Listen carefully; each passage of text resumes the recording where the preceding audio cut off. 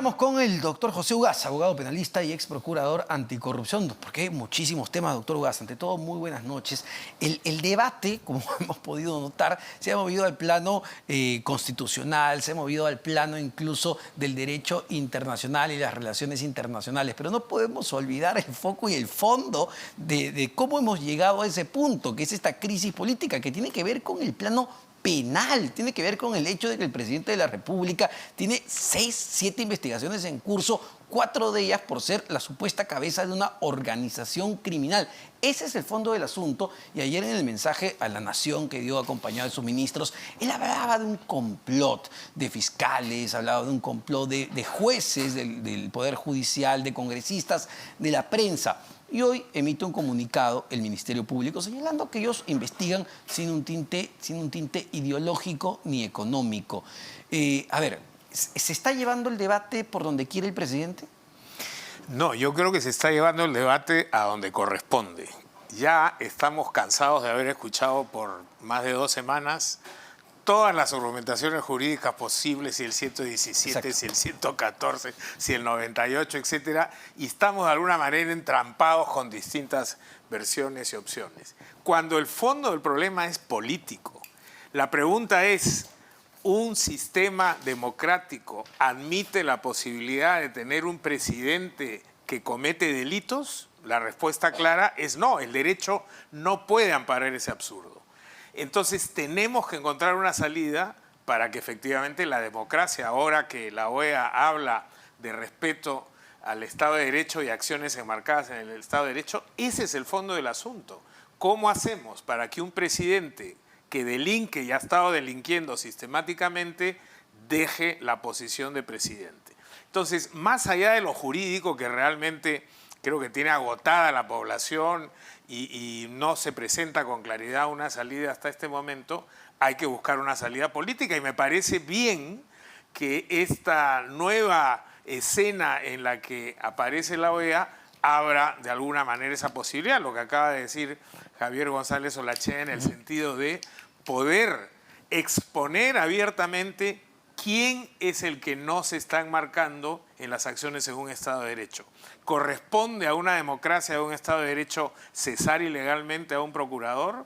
¿Corresponde a un Estado de Derecho no obedecer un mandato judicial que ordena reponerlo? ¿Corresponde a un presidente demócrata de un Estado de Derecho agredir a la prensa? En fin, puedo seguir con una lista larguísima, usar los bienes del Estado para su beneficio personal y, por supuesto, incurrir en permanentes actos de corrupción, encubrimiento, etcétera, etcétera.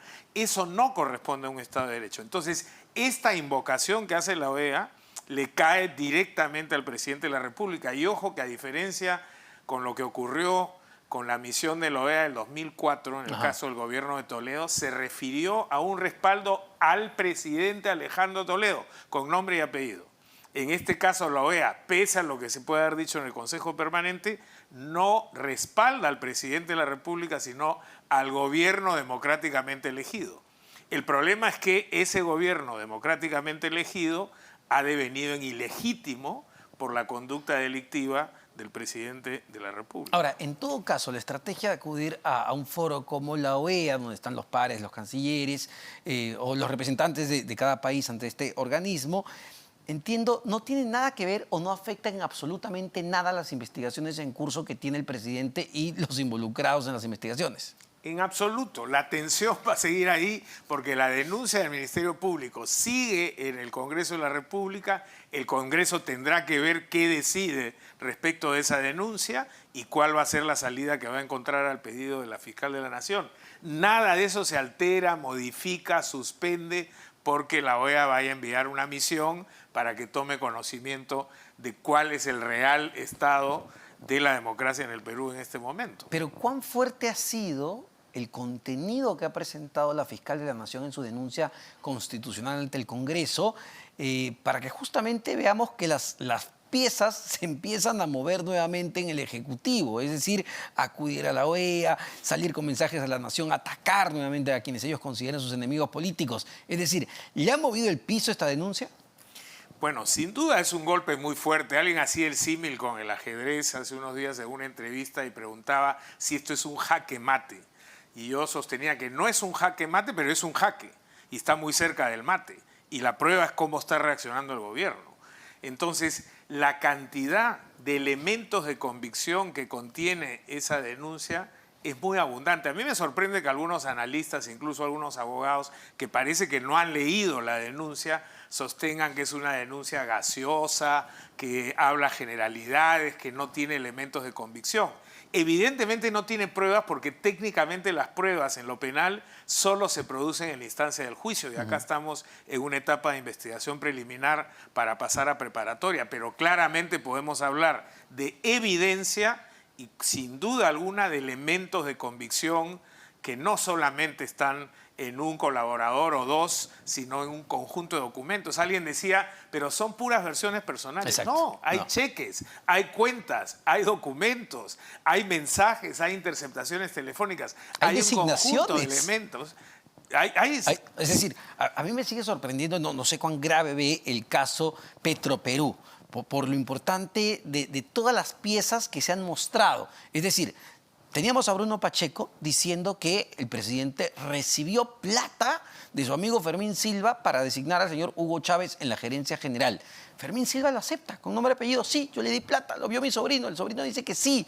Tienes las reuniones en Palacio de Gobierno, tienes a los ministros de Energía y Minas y Ministerio de Economía diciendo, sí, el presidente nos presionaba para la designación. O sea, ya parece una pintura muy bien puesta.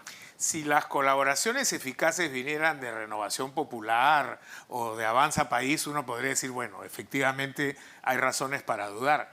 Pero vienen de los colaboradores y amigos más estrechos en la vinculación con el presidente de la República. Son concordantes. Y todos, a diferencia de lo que dijo un congresista aquí anoche, todos han declarado con su abogado al lado. Entonces, ¿cómo pueden sostener que hay una extorsión, hay presión, que los están manipulando, que los están amenazando? Que les pagan millones, como dijo el presidente. O que se les paga, ¿no? Bueno, el discurso del presidente ayer ha sido penoso, plagado de mentiras, y es lamentable que algunos ministros que parecía que tenían cierta solvencia moral se presten a avalar un discurso de esa naturaleza. Ahora, entonces, lo que ha presentado ya la fiscal de la Nación, de todas maneras, le mueve el piso al presidente, me queda claro, pero usted lo dice claramente también, que esto no es un jaque mate, esto es un jaque.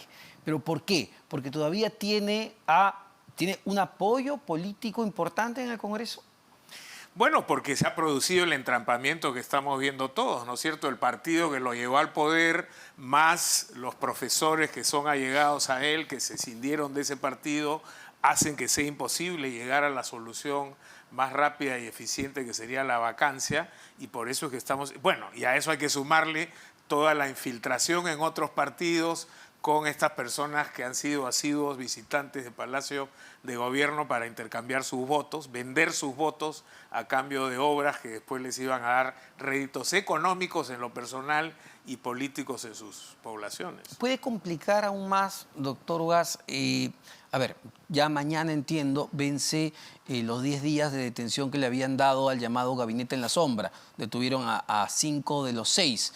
Ahí tiene a gente que ha trabajado mano a mano con él en Palacio de Gobierno y que entendemos sabe muchísimas cosas. El hecho de que se pidan prisiones preventivas, si es que lo hace la Fiscalía el día de mañana, ¿puede agravar más la situación o ya hemos llegado a un punto donde, bueno, ya, si esto no se resuelve con lo que ya se presentó, ya no se va a resolver? No, la presión va a ir increciendo permanentemente porque ahora en ese caso se está pasando a una etapa distinta que es la investigación preparatoria, y en esa etapa, que es en realidad un proceso formalizado, el Ministerio Público, de la mano con el juez de garantías, tiene un conjunto de posibilidades que no tiene la investigación preliminar. Puede incautar, puede pedir detención y el juez ordenarla, impedimento de salir del país, medidas cautelares de distinto tipo, levantamiento de secretos de las comunicaciones, secretos bancarios, secretos tributarios, que sin duda alguna van a ir sumando en esta abrumadora presencia de elementos de convicción que ya tiene la denuncia. Ahora, ¿puede haber preocupación también y un poco de ansiedad en las actitudes y presentaciones que hemos visto del presidente en los últimos días? El hecho de que un nuevo colaborador eficaz, que a ver, evidentemente no se ha revelado, pero se sospecha que es el señor Beder Camacho, cercanísimo al presidente, subsecretario de Palacio, que le manejaba muchísimas cosas como operador, eso lo debe haber puesto muy nervioso por las cosas que dice tener. Bueno, Camacho ha señalado que si le pasa algo, él ha dejado filmado un video que va a ser explosivo seguramente por las cosas que dice ahí y que está usando como garantía de su vida. De su vida. La Y es tremendo, ¿no? Es Es tremendo. tremendo. La situación del presidente Castillo obedece o puede obedecer únicamente a dos circunstancias. O realmente no comprende lo que está pasando y tiene una patología cínica que lo hace salir y decir las cosas que ha dicho anoche, o realmente tiene que mentir de manera abierta porque sabe que está jugándose su propia detención. Tarde o temprano, Castillo y las personas que lo están apoyando en estas trapacerías en las que ha incurrido van a terminar en el banquillo de los acusados y privados de su libertad. Ahora, y eso también es otro tema interesante, porque la Fiscalía ha ido por el llamado gabinete en la sombra, sus colaboradores más cercanos, pero que no daban la cara, están detenidos o prófugos ya muchos de ellos. ¿Con quién se queda Pedro Castillo? Vemos que está en este momento resguardado, protegido por los ministros de Estado. Bueno, tiene a sus voceros que son incondicionales y repiten todo el tiempo lo mismo. Tiene a los maestros de su sindicato que están enquistados, algunos en el Congreso y otros alrededor. Y ahora está tratando de abrir bases de apoyo. Se ha presentado el otro día con los supuestos conscriptos de las Fuerzas Armadas. No sabemos si lo son o no.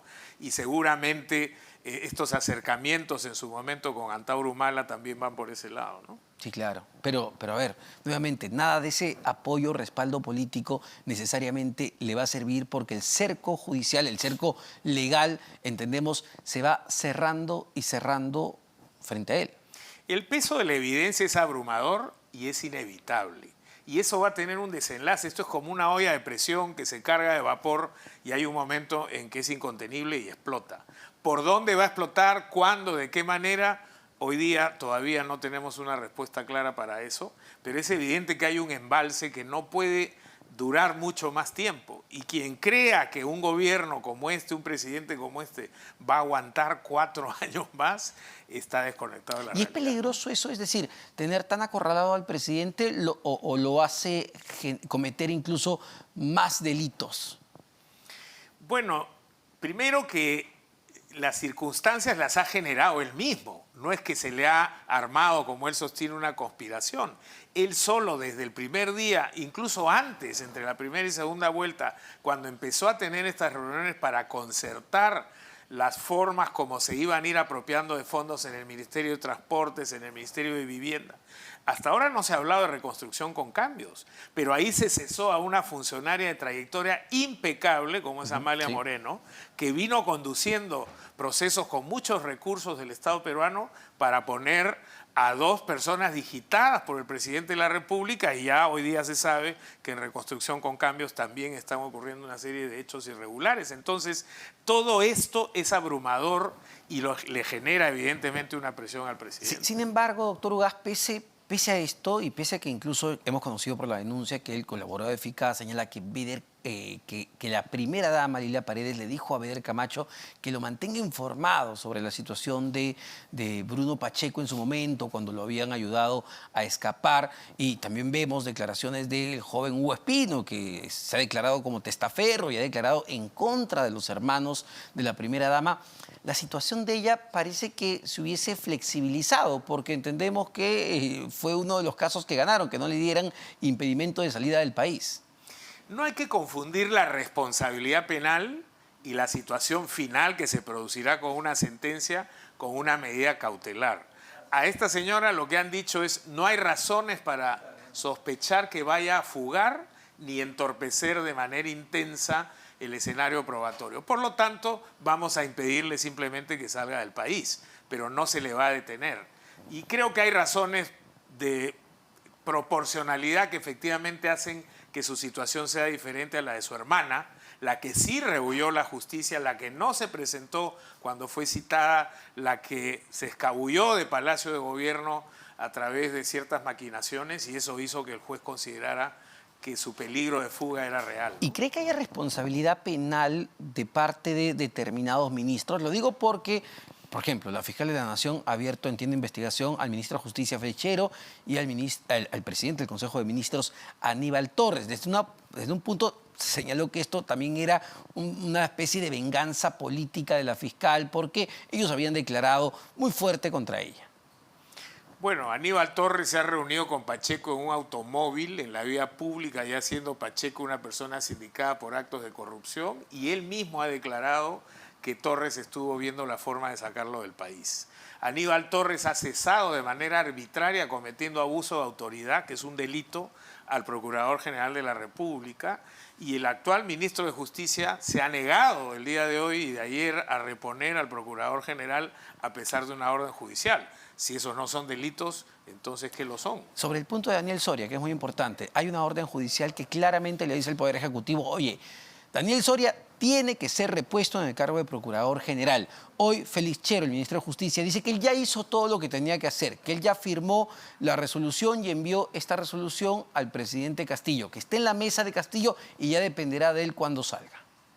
Bueno, pero una vez más estamos en un elemento que es contundente. El cargo de Procurador General de la República no es un cargo de confianza. Todo lo contrario, tiene que tener autonomía para poder cumplir con su función. Entonces acá no depende si al presidente le provoca o no firmar ese decreto. Como no corresponde al presidente decidir yo voy a usar el avión presidencial para irme de viaje con mi familia, le pese a quien le pese. Eso es una actitud inaceptable en un Estado de Derecho y son las cosas que creo que debemos presentarle a la misión de la OEA cuando venga al país para que sepa exactamente dónde es que se está afectando la democracia y el Estado de Derecho en el país. Es decir, en el caso de Soria, ¿ya el presidente de la República está incurriendo en un delito al no reponerlo ya mismo? Evidentemente, si el presidente desobedece el mandato judicial, incurre en una situación de infracción que tendrá consecuencias legales y que puede abrir el camino que de pronto hasta este momento no se ha encontrado. ¿Y cuánto cree que cambie, digamos, el rol que ha tenido la Contraloría General de la República con Daniel Soria a la cabeza? La Procuraduría, ¿se refiere usted? Sí. Bueno, la Procuraduría es un ente jerarquizado y tiene un conjunto de miembros y de funcionarios que intervienen en los distintos casos donde el Estado es agraviado. Pero evidentemente las políticas institucionales vienen de la cabeza y en este caso es del Procurador General.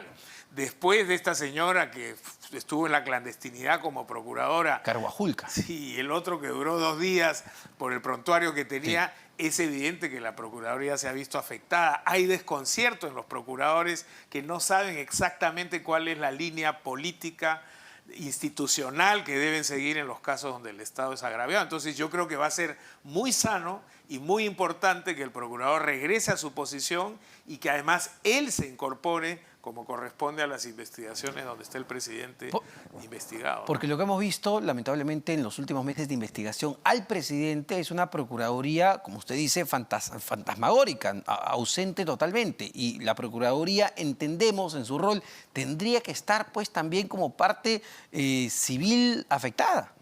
La Procuraduría, en primer lugar, promueve acciones penales en las que se ve afectado el Estado. Y es lo que hizo Daniel Soria y la razón por la que ilegalmente lo cesaron. Pero además tiene una participación activa como abogado de la víctima, que en este caso es el Estado peruano en los casos de corrupción, produciendo pruebas, planteando acciones, apelando e interviniendo activamente a lo largo de la investigación. Solo para terminar, doctor Ugaz, a ver, ¿ve realmente que esta crisis, este problema se vaya a resolver en un corto plazo o todavía tenemos para varios meses más en estos debates constitucionales, legales, penales? Depende de qué entendamos por corto plazo. Yo no creo que se va a resolver en días, pero tampoco creo que esto tiene espacio para prolongarse por mucho más tiempo. Estamos llegando a un punto de embalsamiento en el que tiene que haber un desenlace y esperemos todos que sea un desenlace dentro del orden constitucional y que no tenga ribetes de violencia. Muchísimas gracias, doctor Ugaz. José Ugaz, abogado penalista, ex procurador anticorrupción. Vamos a una pausa, venimos con mucho más.